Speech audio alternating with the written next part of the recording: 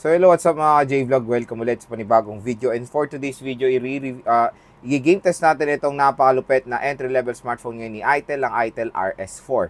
Maganda kaya to? Tara mga J-Vlog, check natin.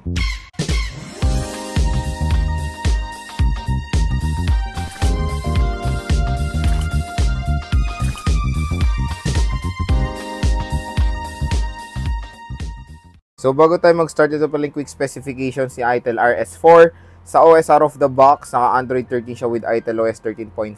Sa chipset, meron siya MediaTek Helio G99 Ultimate.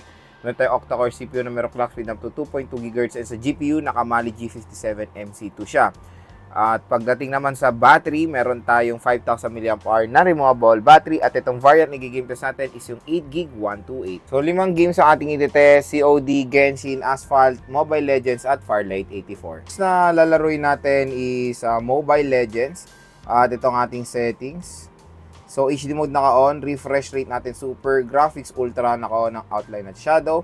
At yun, naka-full download naman na ang resources ito.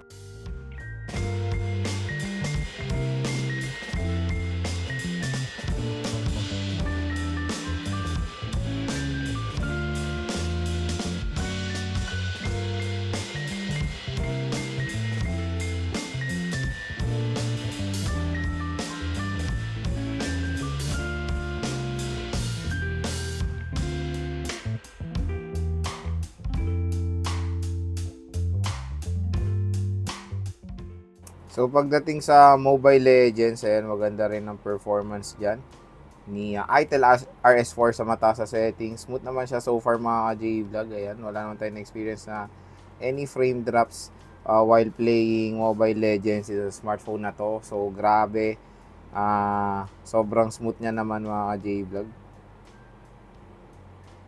So no problems naman while playing ML dito sa ITEL RS4 sa mataas sa settings. So next is Farlight 84. So set natin yung settings niya.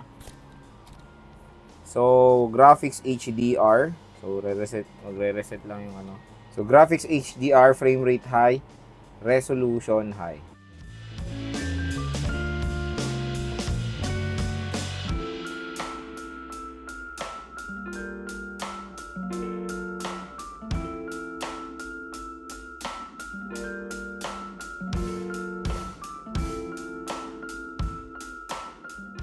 So yan sa Farlight 84, kung makikita nyo mga ka-J-Vlog, playable naman siya. Meron tayong mga frame drops while playing. So yung connection or internet connection na yan, nasa 44, 30 ms. So far no lag naman. Hindi naman siya nag-yellow ping or red ping. So sa frame drop lang tayo magkakatalo. May mga frame drops na pag meron tayong mga na-encounter na enemy. Pero so far so good naman.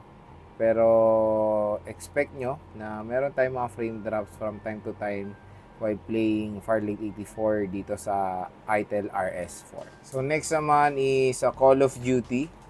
Battle Royale and multiplayer. Ito po ating settings, graphics medium at frame rate high.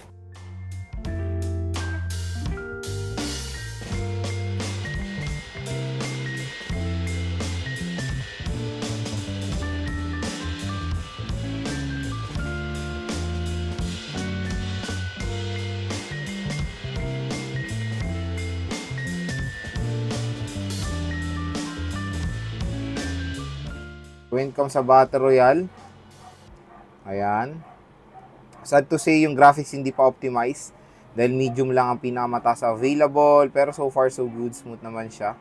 Sa ganitong settings, ang importante ay merong available na mataas sa frame rate. So makakalaro kayo na mabuti ng COD Battle Royale dito sa ITEL RS4.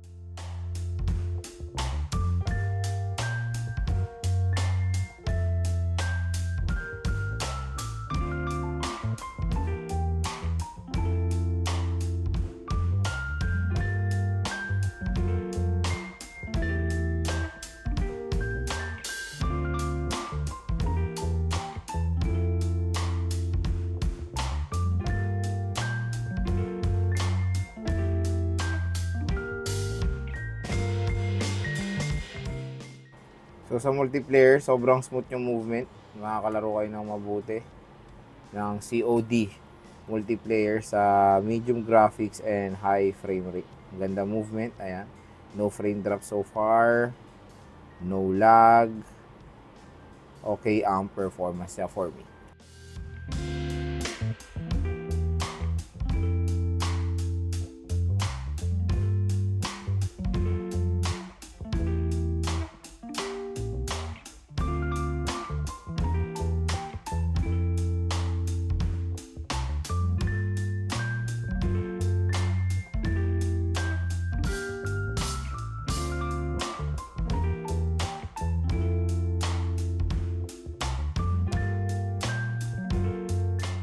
So yan, pagdating sa Asphalt 9, playable din, magandang performance si ITEL RS. So next is Genshin Impact. So set muna natin of course yung settings na sa pinakamataas. Tignan natin kung makakaya niya. So graphics highest, 60 FPS. At on natin yung motion blur. So naka-low lang. So let's try. Ayan, gumanda yung graphics niya. Oops, yun, may ano na. Konting hiccup. Nakakagalaw naman. Pero nandun yung ano, ayan, yung frame drop. Yung hiccup niya. Pero pinipilit naman ni ITEL RS4 i-handle siya. So try natin makipaglaban. So yan, kaya niya naman. Pero siguro mas maganda pag i-off natin yung motion blur. So same settings, pero off natin yung motion blur. Tingnan natin kung ayan, off natin yung motion blur.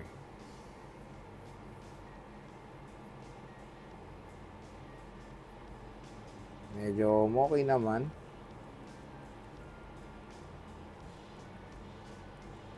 Mas okay pag naka-off yung motion blur. Playable siya mga J-Vlog. So, gumanda performance niya. Oh. Very detailed graphics. So, syempre, hindi ko na ilo-load dahil kaya niya naman ng mataas. And tingnan nyo yung performance sa mata sa settings. Ang ganda ng graphics. At nakakatuwa na nakakaya ni ITEL RS4 i-handle itong larong to sa high settings pero naka-off ang motion blur. Ayan. So panigurado medyo nyo rin maglaro ng ano dito, Genshin Impact.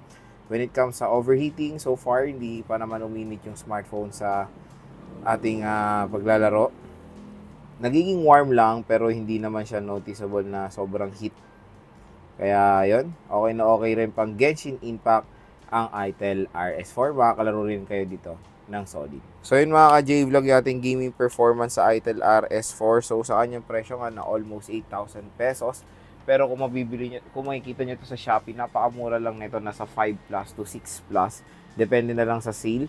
So, pwede nyo pa itong makuha ng mas mura sa kanyang SRP. Depende na lang kung magsisale ulit si ITEL. Abangan nyo na lang malay nyo sa 7/7 or sa payday ay bumagsak ulit ang presyo ng ITEL RS4. Pero yon, solid din pang gaming itong smartphone na to, G99 Ultimate. I don't know kung ano pinagkaiba niya sa basic na G99 kasi based on naman sa GPU and sa clock speed ay same na same lang naman sa G99. Pero yun nga, ito is G99 Ultimate. Pero yung chipset na yan is a powerful 4G chipset, lalo na sa ganitong presyo. Nakuha ko lang kasi ito ng 5 plus minus yung voucher. So, nasa 4 plus na lang siya. Sa kanyang presyo na below 6K, I think is okay naman pong pang gaming itong ITEL RS4. 8GB 128 is sobrang ganda na yan for gaming ngayon 2024. Lalo na sa entry-level segment. Napaka-generous naman ni ITEL when it comes sa RAM at ROM. Kaya pagdating sa ganyang aspect, sobrang sulit na rin itong ITEL RS4 para sa inyo.